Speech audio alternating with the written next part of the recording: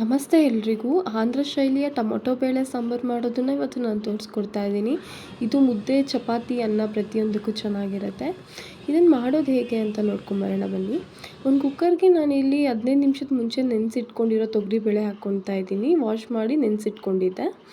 ಅದಾದಮೇಲೆ ಒಂದು 5 ಚಿಕ್ಕ ಸೈಜಿನ ಟೊಮೊಟೊ ಕಟ್ ಮಾಡ್ಕೊಂಡಿದ್ದೀನಿ, ಹುಳಿ ಟೊಮ್ಯಾಟೊ, 4 ಹಸಿಮೆಣ್ಸಿನ್ಕಾಯಿ ಹಾಕ್ಕೊಳ್ತಾ ಇದ್ದೀನಿ, 1 ಕಪ್ ಈರುಳ್ಳಿ, ಒಂದು ಮೀಡಿಯಮ್ ಸೈಜ್ದು ಒಂದು ತೊಗೊಂಡಿದ್ದೀನಿ.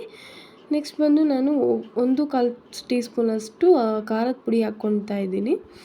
ನಿಮ್ಮ ಖಾರಕ್ಕೆ ಅನುಗುಣವಾಗಿ ಕೂಡ ನೀವು ಅಡ್ಜಸ್ಟ್ ಮಾಡ್ಕೋಬೋದು. ಹಾಗೆ ಒಂದು 1/4 ಟೀ ಸ್ಪೂನ್ ಅರಿಶಿನ ಪುಡಿ ಹಾಕ್ಕೊಳ್ತಾ ಇದ್ದೀನಿ. ರುಚಿಗೆ ತಕ್ಕಷ್ಟು ಉಪ್ಪು ಕೂಡ ಸೇರಿಸ್ಕೊತಾ ಇದ್ದೀನಿ. ಆದಮೇಲೆ ಸಣ್ಣದಾಗಿ ಕಟ್ ಮಾಡಿ ಇಟ್ಕೊಂಡಿರೋ ಕೊತ್ತಂಬರಿ ಕೂಡ ಸೇರಿಸ್ಕೊತಾ ಇದ್ದೀನಿ. ಹಾಗೆ ಸ್ವಲ್ಪ ಎಣ್ಣೆ ಹಾಕ್ಕೊತಾ ಇದ್ದೀನಿ, ಯಾಕಂದರೆ ಬೇಳೆ ಉಪ್ಪು ಬರಬಾರ್ದು ಅಂತ ಹೇಳ್ಬಿಟ್ಟು.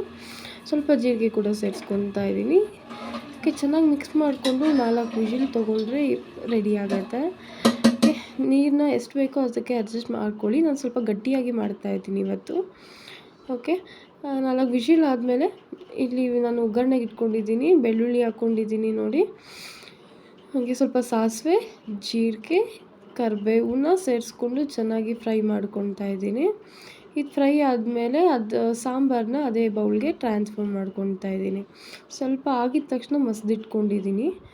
ಹೀಗೆ ಟ್ರಾನ್ಸ್ಫರ್ ಮಾಡಿಕೊಂಡು ಸ್ವಲ್ಪ ಮಿಕ್ಸ್ ಮಾಡಿಕೊಂಡ್ರೆ ನಮ್ಮ ಟೊಮೊಟೊ ಬೇಳೆ ಸಾಂಬಾರು ತುಂಬಾ ಈಸಿಯಾಗಿ ರೆಡಿ ಆಗುತ್ತೆ. ಅಷ್ಟೇ ಚೆನ್ನಾಗಿರುತ್ತೆ ಟೇಸ್ಟು ಕೂಡ. ಒಂದು ಸಲ ಟ್ರೈ ಮಾಡಿ ನೋಡಿ. ಟ್ರೈ ಮಾಡಿದ್ಮೇಲೆ ಮಿಸ್ ಮಾಡಬೇಡಿ ಕಮೆಂಟ್ ಮಾಡೋದು ಹೇಗಿತ್ತು ಅಂತ ಕಮೆಂಟ್ ಮಾಡಿ ತಿಳಿಸಿ. Thanks for watching. Thank you. ಧನ್ಯವಾದಗಳು.